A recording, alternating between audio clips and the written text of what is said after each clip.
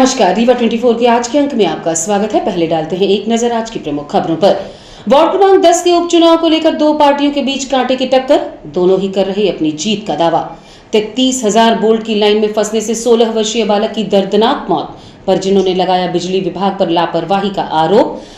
Model science PM Shri excellence की BSc परीक्षाओं में 80% बच्चे फेल, आक्रोशित बच्चों ने की तालाबंदी और झिरिया स्थित शराब दुकान के सामने जमकर चले लात से बेल्ट से हुई पिटाई, वीडियो वायरल। इन खबरों को आगे हम विस्तार से देखेंगे। रीवा के वार्ड क्रमांक 10 में उपचुनाव को लेकर आज काफी गहमा गहमी रही। इस चुनावी रण में दोनों ही पार्टियों ने अपनी तरफ से जीत का दावा करा। रीवा नगर निगम के वार्ड क्रमांक 10 के उपचुनाव दो प्रमुख दल अपनी अपनी जीत का दावा कर रहे हैं। माहौल कुछ ऐसा है कि ये चुनाव वार्ड पार्षद का नहीं, जैसे लोकसभा या विधानसभा का हो। एक ओर भारतीय जनता पार्टी विकास के नाम पर अपनी जीत का दावा कर रही है, तो दूसरी ओर कांग्रेस के महापौर इसे अपने विकास का बता रहे हैं, अपनी जीत को निश्चित मान रहे हैं। उप मुख्यमंत्री राजेंद्र शुक्ल भी निरंतर पोलिंग बूथ पर निगरानी बनाए हुए हैं तथा उनके साथ ही परिषद अध्यक्ष वेंकटेश पांडे ने यहां तक कह डाला कि भारतीय जनता पार्टी की जीत सुनिश्चित है और रिजल्ट ही बताएगा कि विकास किसका है। दरअसल रीवा नगर निगम के वार्ड क्रमांक 10 में मध्यवर्ती चुनाव हो रहे हैं, जिसमें कांग्रेस की ओर से हर्ष शुक्ला चुनाव मैदान में है, तो दूसरी ओर स्वर्गीय पार्षद वीरेंद्र पटेल की पत्नी अमिता पटेल चुनाव मैदान में उतरी हुई है। हालांकि पहली बार चुनावी रण में उतरी महिला अमिता पटेल कुछ बोल नहीं पा रही, लेकिन बोलने के लिए भारतीय जनता पार्टी के महारथी से लेकर सारथी तक बीजेपी की जीत सुनिश्चित मान रहे हैं। आज उपचुनाव होने जा रहे हैं। भारतीय जनता पार्टी के जो पार्षद थे आदरणीय स्वर्गीय वीरेंद्र सिंह जी, वो हमारे बीच नहीं रहे, इस कारण से उपचुनाव हो रहा है। उनकी श्रीमती जी अमिता सिंह जी भाजपा की प्रत्याशी हैं और आज वोटिंग हो रही है और उम्मीद है जितने वोट पड़ेंगे उसमें 80% वोट केवल भारतीय जनता पार्टी के पक्ष में, अमिता सिंह के पक्ष में जाएंगे। उम्मीद कैसे, इतना भरोसा कैसे? क्योंकि मतदाता जिस तरह आ रहे हैं और उनका रुझान देख करके यह स्पष्ट समझ में आ रहा है कि मतदाताओं का रुझान पूरा भारतीय जनता पार्टी और अमिता सिंह के साथ है। मतदाताओं को सबसे बड़ा विश्वास है। रीवा के जो उप मुख्यमंत्री हैं, रीवा के विधायक उप मुख्यमंत्री आदरणीय राजेंद्र शुक्ला जी, उनके विकास कार्यों से जनता प्रभावित है। उनके द्वारा किए गए कार्यों को प्रोत्साहन देने के लिए जनता पूरी तरह से उनके साथ है और भारतीय जनता पार्टी को वोट कर रही है। देखिए, पोजीशन की बात नहीं है, आज यहाँ पर चुनाव चल रहा है। मतदाताओं के अंदर बड़ा रुझान है और ये उपचुनाव है। हमारे एक साथी वीरेंद्र पटेल जी का स्वर्गवास हो गया था, हमारे पार्षद साथी थे, हमारे साथ उस पार्षद भी थे, तो एक दुखद क्षण में ये चुनाव हो रहा है। जनता का माहौल है और इस बार जनता ने मन बना लिया है कि वो निष्पक्ष होकर मतदान करेगी। क्या लगता है कौन नेता होगा? अब ये तो देखिए, ये तो जिस दिन गणना होगी उसी दिन पता चलेगा, पर इतना जरूर है कि उत्साह बहुत है और लोगों का जब उत्साह होता है तो सत्ता के विपरीत होता है, ये समझ में आ रहा है। प्रचार के दौरान आप भी शामिल हुए थे इनके जनसंपर्क अभियान में? भैया, हमारा अभी कुछ नहीं है। जो पुराना कार्यकाल है हम उसको पूरा करेंगे, जो अधूरे काम बचे हुए हैं उनको पूरा करना है, बाकी अब और हमको कुछ ज्यादा नहीं करना। अभी जैसे लोगों से आपके लिए होगी, किया होगा, तो लोगों क्या रुझान था आपके लिए, क्या उम्मीदें हैं लोगों की आपसे? हो गया, जो काम बचे हैं उनको पूरा करने के लिए सब बोल रहे हैं। कुछ नया आपने सोचा है वार्ड के लिए? वार्ड के लिए भैया जो आएगा काम तो वो कराएंगे हम। अभी तक कोई योजना नहीं है, आप क्या करेंगे? अभी तो हमारे सारे अधूरे कार्य भैया पड़े हुए हैं। 2.5 साल से हम लोग कुछ कर नहीं पाए। हमारा मेन योजना है जहाँ पुराने कार्य अभी हमारे सारे अधूरे पड़े हुए हैं, टेंडर हुए काम पड़े हुए हैं। तो अभी तक जो वोट हो चुकी है, तो क्या उम्मीद बताई जा रही है? अब हो गया, ईश्वर जाने। कहाँ आई थी आप? वोट डालने आए थे। वोट डालने आई? हाँ, आनंदपुर मोराई से। सुमिंत्री, हाँ, सुमिंत्री साकेल, बच्चा का भैया लाल, आदमी का राम कुमार। पैदल आई है? ऑटो में ले आए। कितनी उम्र है आप लोगों? अब ये तो हम अन्नदाता न बता सकते। अपना की उम्र कितनी हुई लगभग? अब ये हम नहीं बता सकते। अब अनपढ़ मनाई मूर्ख रहे न, अब मूर्ख या वही न है। हाँ, जानती हैं कि वोट जरूरी है? बिल्कुल जरूरी। भाई आई थे, साला आई थे। और आदमी को वोट का उपयोग जरूर करना है। हाँ, विजेंद्र इन्हें का दिहन है, वह दिहन है। 33,000 वोल्ट की विद्युत लाइन में फंसने से 16 वर्षीय बालक की मौत हो गई है। परिजनों का कहना है कि बिजली विभाग की लापरवाही से यह घटना घटित हुई। बरेही कला मऊगन से आए सरपंच फतेह खान ने बताया कि उनके गांव में 33,000 वोल्ट की लाइन लगभग 4 फीट नीचे लटक रही थी, जिसकी सूचना कई बार बिजली विभाग को दी गई, लेकिन बिजली विभाग के कर्मचारियों ने नहीं सुना और जब घटना हो गई तो रात में ही आकर लाइन ठीक कर चले गए। मृतक राजेंद्र पाल के परिजनों ने बताया कि 16 वर्ष का लड़का बिजली विभाग की लापरवाही का शिकार हुआ है। कई बार शिकायत की गई, लेकिन विभाग ने एक न सुनी। आपको बता दें कि विभागीय लापरवाही की वजह से अक्सर बिजली विभाग के कर्मचारियों की जान तो जाती ही रहती है, वहीं आम नागरिक भी फंसते रहते हैं। वहीं जानवरों के मरने की खबरें भी अक्सर आती रहती हैं, लेकिन विभाग के बड़े अधिकारियों को इससे कोई फर्क नहीं पड़ता। शायद यही वजह है कि ऐसी लापरवाही उसे कभी कभी बड़े हादसे हो जाते हैं, जिनकी भरपाई कभी नहीं की जा सकती। विभाग को कम से कम 2-4 बार बता चुका गया था, वो तार नहीं टाइट किया गया था। उसके कारण वो बच्चा नहीं जान रहा था, वो चला गया भैंस खेत लौटाने, हो गया उसके गर्दन में फंस गया, जल गया ठाड़े खड़े खड़े वो आग लग गई उसको। कितने केवी की लाइन थी? करीब 33,000 थी सर। 33,000 जी। ये एमपी की लापरवाही, एमपीएबी की लापरवाही से। ये पहले सूचना उनको थी कि नहीं? उनको सूचना पहले से ही थी, 2-4 बार हम भी दिए हैं जी। कोई कार्रवाई नहीं की? कोई कार्रवाई नहीं की गई। जब वो लड़का एकदम फंस गया, जल गया, तो वो रातों रात फिर उसको बना दिए। हाइट में सर 33,000 वोल्टेज में 4 फीट की हाइट में लड़का फंसा हुआ था। 33 केवी का लाइन जो है, हाँ सर, नीचे झूला था। नीचे झूला था सर, 4 फीट की हाइट में सर झूला था। बालक का नाम क्या है? बालक का राजेंद्र पाल नाम है सर। कितने साल का बालक? बालक है 16 साल का सर। मौत हो गई? मौत हो गई सर। उसकी शिकायत आपने कहीं नहीं किया था? सर शिकायत तो चौकी में किए थे, रिपोर्ट विद्युत विभाग में कई बार शिकायत की गई है। हाँ किए थे सर, उसमें तो तार ऊंचा नहीं किया? नहीं किए सर। जब भी कांड हुआ सर, उसके बाद शाम को हम हॉस्पिटल आए सर, और उसके बाद वो लोग खंभा गाड़ के रेडी कर लिए। दुर्घटना होने के बाद सर, दुर्घटना होने के बाद रेडी कर लिए सर। रात में 10 बजे खंभा गाड़ा गया। तो कितने केवी की लाइन? 33,000 सर। अज्ञात कारणों के चलते महिला ने देर रात जहर का सेवन कर लिया, जिसे इलाज के लिए अस्पताल लाया गया, जहां डॉक्टर्स ने उसे मृत घोषित कर दिया। घटना नईगढ़ी थाना क्षेत्र अंतर्गत अकौरी गांव की है। मऊगन जिले के नईगढ़ी थाना क्षेत्र में एक महिला की जहर खाने के कारण मौत हो गई। महिला ने जहर क्यों खाया, कारण अभी भी अज्ञात बने हुए हैं। परिजनों को जानकारी होने के बाद महिला को उपचार के लिए रीवा के संजय गांधी अस्पताल लाया गया, जहां चिकित्सकों ने उसे मृत घोषित कर दिया। घटना को लेकर ससुर जुगबिहान साकेत ने बताया कि मृतका आशा साकेत की उसके पति राजेश साकेत से बात हुई थी, जो पुणे में काम करता है। बीती रात तकरीबन 2 बजे मृतका की बेटी ने शोर मचाया कि मां ने जहर खा लिया है। जानकारी होने के बाद परिजन उसे संजय गांधी अस्पताल लेकर पहुंचे, लेकिन तब तक उसकी मृत्यु हो चुकी थी। मृतका के 3 बच्चे हैं। 3 बच्चों और सास ससुर के साथ वो गाँव में रहती थी। हालांकि घर में किसी भी तरह के विवाद से सास ससुर ने इनकार किया है। महिला ने जहर क्यों खाया, अभी ये कारण अज्ञात बने हुए हैं। मामले की जानकारी होने के बाद अब पुलिस इसकी जांच कर रही है। घर में रहते हैं, सास रहती है, ससुर रहते हैं। हाँ, एक देवर भी आया है बाहर से, कोई कारण नहीं समझ में आया। हाँ, इनके पति कहाँ रहते हैं? तो पूनम में रहते हैं, काम करते हैं, दिल्ली बम्बई जो काम करते हैं, सब काम करते हैं। हम तो अपने घर में थे और उनकी सास भी हमारे घर में थी, और जब उधर खा लिया, जहर हल्ला मचाई उनकी लड़की कि अम्मा ऐसा नहीं हो गया, तब हम लोग जाने दौड़ के गए उनके साथ। पति पत्नी के बीच कुछ अनबन रहती थी? कुछ अनबन? नहीं, अनबन कभी नहीं, एक थाली में खाते थे सर, पति पत्नी दोनों सभी। मायके भी ऐसे खाते थे, मायके में जाते तब भी वही खाते थे, ये नहीं सोचते थे कहीं। फोन में आप पता है बात हो रही थी, पति से बात की थी? कई परसों बात हुई, कल नहीं बात हुई। पति कहाँ रहते थे? पूनम में। अच्छा, घर में ससुर की किसी से बात हुई थी? कैसी?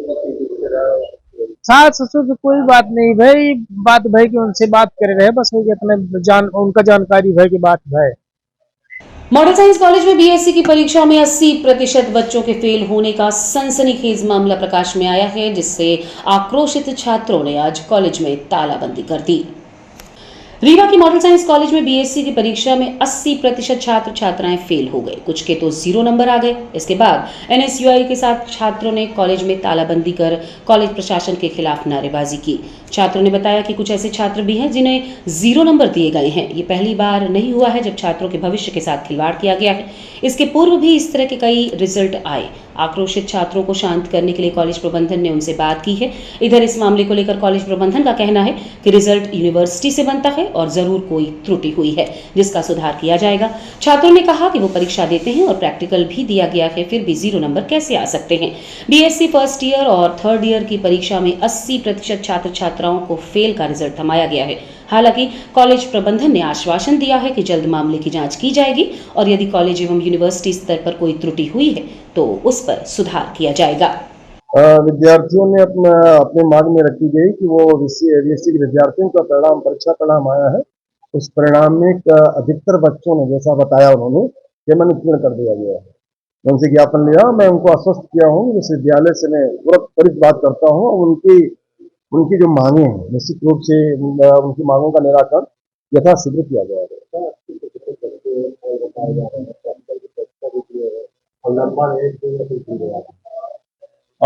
जो परीक्षाएं बच्चे दिए हैं, विद्यार्थियों से हमने कहा है यदि जो प्रैक्टिकल में आपके ऑप्शन बताते हैं, आपको लगता है कहीं से कोई ऑप्शन बताया जा रहा है, वो तुरंत मेरे पास आए, मैं विश्वविद्यालय को तुरंत यहाँ से नंबर दिलवाता हूँ। यद्यप प्रैक्टिकल के सभी मार्क्स ऑनलाइन भेजे जाते हैं, महाविद्यालय द्वारा सभी मार्क्स ऑनलाइन भेज दिए गए हैं, तथापि जब इस प्रकार की कोई ऐसी बात आती है विश्वविद्यालय की ओर से बच्चा लेके आता है, मैं तुरंत व्यक्ति से जाके विद्यार्थियों के मार्क्स तुरंत, क्योंकि मेरे भी हस्ताक्षर होते हैं, मैं तुरंत विश्वविद्यालय भिजवा देता हूँ। घर बैठ के जांच करते ऐसा अब इसके बारे में मैं आपसे बहुत कुछ नहीं कह सकता। मुझे लगता है यह प्रश्न विश्वविद्यालय से पूछना चाहिए। आप भी आज हम सभी एनएसयूआई साथी मॉडल साइंस में तालाबंदी किए हैं। कल रिजल्ट आया है, ये मानिए अगर 100 छात्र हैं क्लास में तो कम से कम 80 छात्र फेल हैं। हमारे पास तो एक ऐसा रिजल्ट आया है जिसमें एक नंबर नहीं लिखा, मतलब 0 0 0 माने 50 जगह 0 लिखा हुआ है। ऐसा कौन सा छात्र होगा। अभी मैं जब वो प्रवेश प्रक्रिया चल रही थी तो मैंने एक छात्र से पूछा कि तुम्हारा परसेंटेज कितना है, तो वो बोला कि कम से कम 60-65 वो बताया। तो मैंने बोला टीआरएस में ले लो, मॉडल साइंस में तुम्हारा एडमिशन नहीं होगा। तो सोचिए जब उसका 65 में मॉडल साइंस में एडमिशन नहीं होगा, ये यहाँ पे आके पेपर देता है तो 0 नंबर कैसे पा सकता है। मेरी ये मांग है कि जल्द से जल्द निराकरण हो। और कल सुनने में आ रहा है कि नैक की टीम भी आ रही है। अगर हमारी मांग नहीं पूरी होती तो कल हम मेन गेट बंद करके ताला बंद करेंगे। जो रिजल्ट होगा वो अपना कॉलेज प्रशासन देखे। हमारी मांग तुरंत पूरी की जाए और हम कम से कम 1 घंटे यहाँ पे बैठे हुए हैं, ना किसी भी प्रकार का, ना प्राचार्य महोदय आ रहे हैं, ना नियंत्रक महोदय आ रहे हैं, कोई नहीं आ रहा है और हम तब तक धरने में बैठे रहेंगे।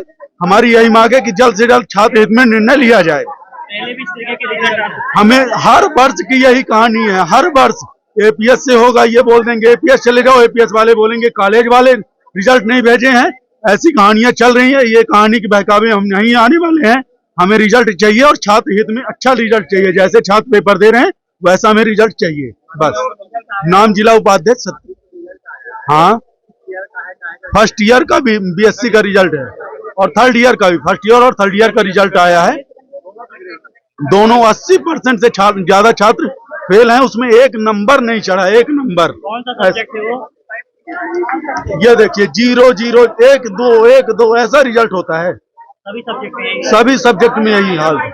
अब बताइए हम क्या कर सकते हैं। क्या नाम है आपका? सत्यम मिश्रा, जिला उपाध्यक्ष एनएसयूआई।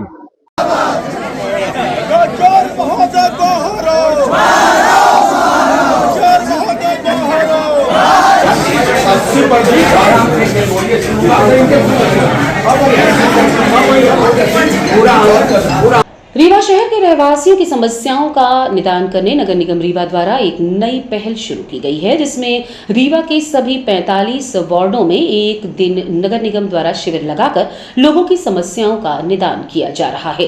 नगर निगम द्वारा नागरिकों की समस्याओं के शीघ्र समाधान एवं वार्ड विकास हेतु निगम आयुक्त डॉक्टर सौरभ सोनवनी के निर्देशानुसार वार्डवार जन समस्या निवारण शिविर का आयोजन किया जा रहा है।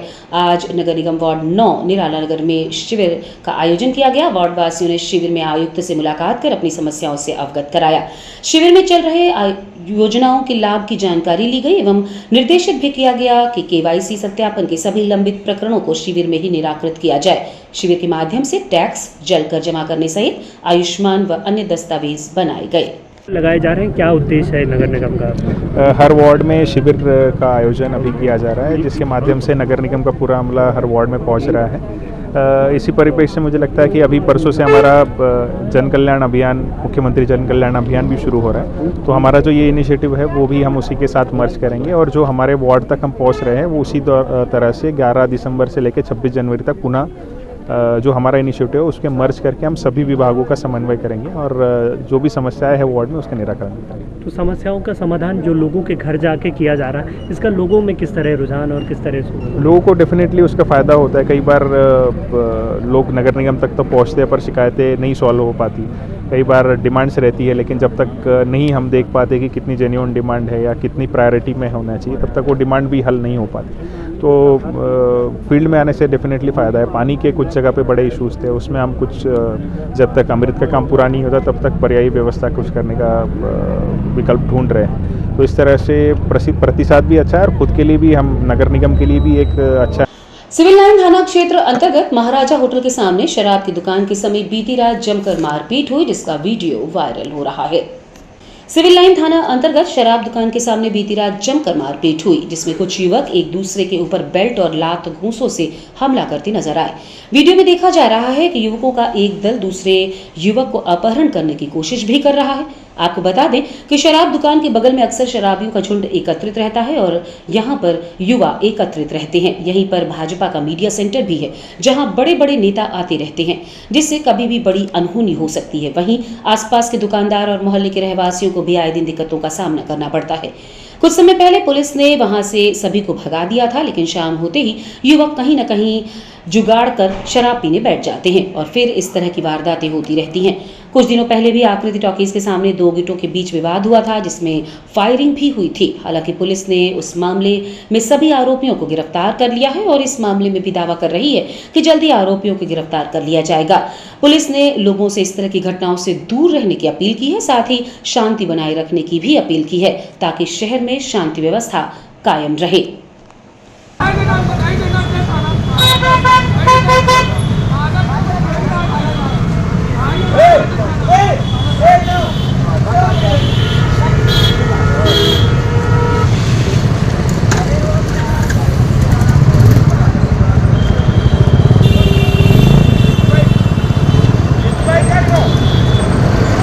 वीडियो जो है अभी आपके माध्यम से संज्ञान में आया है, टीआई सिविल लाइन को भेजा गया है और उनसे जो है वो इस संबंध में पता लगा करके कार्रवाई करेंगे। अभी तक हमारे पास इस वीडियो से पक्ष या विपक्ष की तरफ से कोई सूचना थाने को या वरिष्ठ कार्यालय में प्राप्त नहीं हुई है।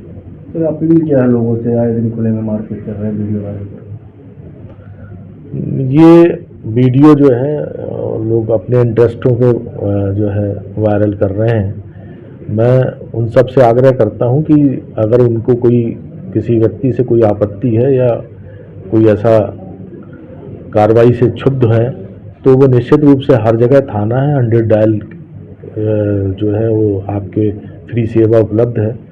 आपको अगर ऐसा कहीं है तो आप स्वयं इन्वॉल्व ना हो, पुलिस को सूचित करें। पुलिस निश्चित रूप से समय पे पहुंचेगी आप और आपको मदद देगी।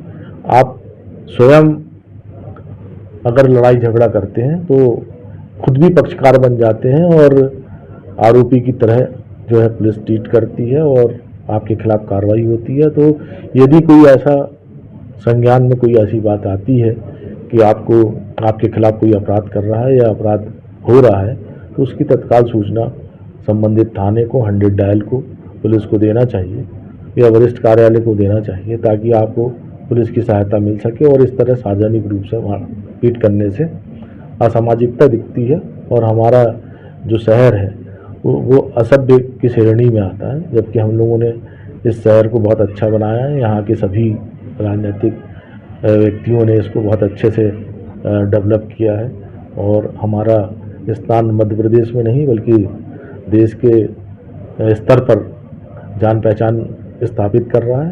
तो मैं अनुरोध करूंगा कि यहाँ के लोग भी सब और सज्जन दिखें ताकि यहाँ लोग आएँ और अपना कार्य व्यापार।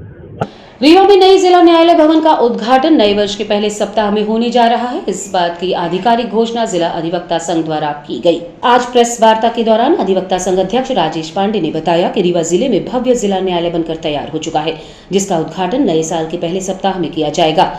95 करोड़ की लागत से बने नए भवन में इंफ्रास्ट्रक्चर का काम पूरा होने के बाद अब उद्घाटन की तैयारियां शुरू हो चुकी हैं। 16 एकड़ की भूमि में 95 करोड़ की लागत से जिला न्यायालय का भवन बनकर तैयार है। कोर्ट भवन के बार रूम सहित 40 कोर्ट बनाए गए हैं। सर्व सुविधा युक्त रीवा जिला एवं सत्र न्यायालय का अब उद्घाटन होने जा रहा है। नया भवन बनकर तैयार है और माननीय उच्च न्यायालय के निर्देशानुसार इस महीने के अंत तक और अगले वर्ष के पहले महीने के प्रथम सप्ताह तक इस न्यायालय का स्थानांतरण लगभग हो जाएगा। अब हम जहां जा रहे हैं वहां पुनः एक बार बैठने की और चेंबर वालों की चेंबर की सब व्यवस्थाएं एक बार सुचारू रूप से नए तरीके से करनी पड़ेगी। जो अधिवक्ता बिना चेंबर वाले हैं, जिनको हम सिटिंग अरेंजमेंट देकर बैठाना चाह रहे हैं, ऐसे अधिवक्ताओं के लिए फर्नीचर की समस्या उत्पन्न की। जो नया भवन बना है उसके जो दक्षिण साइड का भवन है, जो जिला एवं सत्र न्यायालय का कार्यालय है, उसके ग्राउंड फ्लोर और फर्स्ट फ्लोर में तो कार्यालय लगेगा। सेकंड, थर्ड और फोर्थ फ्लोर में छोटे छोटे हॉल हैं। ऐसे 36 हॉल हैं। इन 36 हॉलों में यहाँ जो बाहर बैठ रहे हमारे अधिवक्तागण, उनको बैठने की समुचित और व्यवस्थित व्यवस्था नए भवन में करने का अधिवक्ता संघ रीवा प्रयास कर रहा है। वहां बैठने के लिए आवश्यक फर्नीचर चाहिए। एक अधिवक्ता को कम से कम एक चेयर, एक टेबल और एक बेंच जहां उसके क्लाइंट बैठ सके, इतनी मिनिमम आवश्यकता थी। इसके संबंध में जब विचार किया गया तो लगभग 6 से 7 हजार रुपए के बीच इसकी कीमत आ रही है और 1000 अधिवक्ताओं के लिए लगभग 65 से 70 लाख रुपए का खर्च टोटल मिलाकर ये उसका फर्नीचर का खर्च आ रहा था। अधिवक्ता आप सब स्वयं जानते हैं कि अधिवक्ता समाज का प्रबुद्ध वर्ग है, लेकिन समाज का सबसे संघर्षशील प्राणी यही है, जिसको न तो कोई बैंक फाइनेंस करता और न प्राइवेट फाइनेंस करने को कोई तैयार होता। तो हमारे सामने कुछ ऐसे भी अधिवक्ता थे जिनके लिए ये फर्नीचर की व्यवस्था समस्या बनी हुई। हमने जब इसके संबंध में अपने क्षेत्र के प्रतिनिधि और प्रदेश के उप मुख्यमंत्री से चर्चा की। और रुकेंगे एक छोटे से विराम के लिए। आप बने रहिए रीवा 24 न्यूज के साथ। हड्डी जोड़ एवं रीढ़ रोग तथा स्त्री रोग एवं प्रसूति रोग का इलाज एक ही छत के नीचे। विघ्नहर्ता hospital and trauma centre, hotel landmark के पास, रतहरा, रीवा। डॉक्टर संतोष सोनी, पूर्व चिकित्सक, बॉम्बे हॉस्पिटल, मुंबई। हड्डी जोड़ एवं रीढ़ रोग विशेषज्ञ, छोटे चीरे एवं दूरबीन विधि द्वारा हाथ तथा पैर की हड्डियों का ऑपरेशन। गठियाबात, जटिल एवं बिगड़े हुए फ्रैक्चर का बेहतर इलाज करते हैं डॉक्टर संतोष सोनी। विघ्नहर्ता हॉस्पिटल ट्रॉमा सेंटर में ही स्त्री एवं प्रसूत रोग विशेषज्ञ डॉक्टर शैलजा सोनी भी उपलब्ध हैं, जिनकी देखरेख में नॉर्मल डिलीवरी, सिजेरियन ऑपरेशन एवं बच्चेदानी से संबंधित ऑपरेशन की बेहतर सुविधा। संतानहीन दंपत्ति तत्काल संपर्क करें। विघ्नहर्ता hospital and trauma centre, hotel landmark के पास, रतहरा, रीवा। सुविधाजनक एवं सफल इलाज हेतु आज ही संपर्क करें। विघ्नहर्ता hospital and trauma centre, hotel landmark के पास, रतहरा, रीवा। मोबाइल नंबर 7828781983 अथवा 8462956774 पर। रीवा जिले से एक गंभीर घटना सामने आई है, जिसमें पीड़ित ने पुलिस अधीक्षक को पत्र लिखकर अपनी जान माल की सुरक्षा की गुहार लगाई है। रीवा जिले के सिमरिया तहसील के रहने वाले मिराज कुशवाहा ने पुलिस अधीक्षक को लिखे एक पत्र में आरोप लगाया कि उनके पड़ोसियों द्वारा उन्हें उनके परिवार को प्रताड़ित किया जा रहा है। उन्होंने कहा कि इन हमलों की वजह से उनका परिवार डर और तनाव में है। पत्र में यह भी उल्लेख किया गया है कि इन आरोपियों ने उनके घर पर हमला कर उन्हें गंभीर रूप से घायल कर दिया। इस समय पीड़ित रीवा के संजय गांधी अस्पताल में भर्ती है। पत्र में पीड़ित ने आरोपियों की गिरफ्तारी की मांग की है और साथ ही अपनी तथा अपने परिवार की सुरक्षा सुनिश्चित करने की अपील की है। पुलिस प्रशासन से अपील करते हुए पीड़ित ने कहा कि इन आरोपियों पर तुरंत कार्रवाई की जाए ताकि भविष्य में ऐसी घटनाओं को रोका जा सके। आप लोग यहाँ किस लिए आए हैं? हम लोग यहाँ द्वारिका प्रसाद कुशवाहा जो कि कोटा गांव के निवासी हैं, हम लोग उनके न्याय के लिए आए हैं, जो कि अभी प्रेजेंट टाइम में संजय गांधी हॉस्पिटल में ज़िंदगी और मौत के बीच लड़ रहे हैं।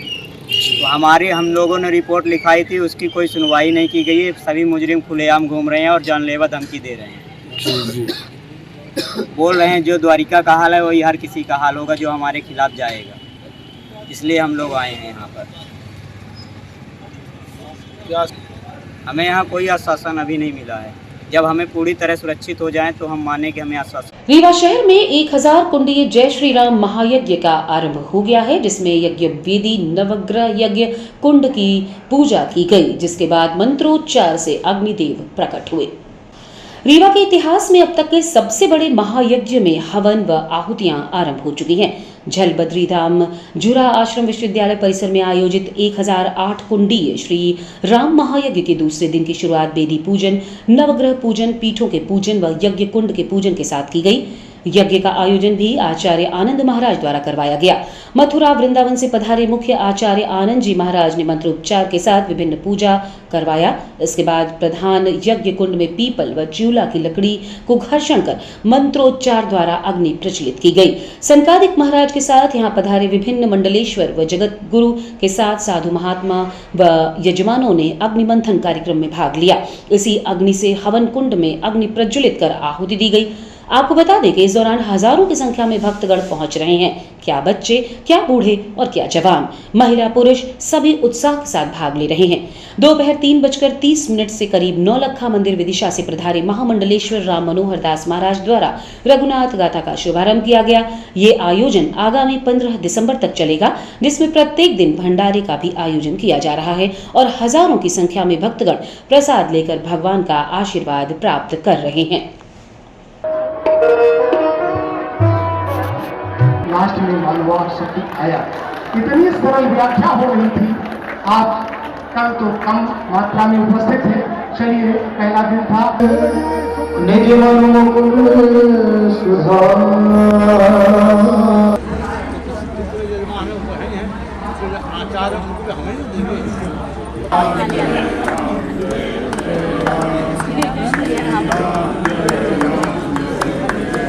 आज की खबरों में बस इतना ही। नई खबरों के साथ कल होंगे पुनः उपस्थित। अब दीजिए इजाजत। नमस्कार।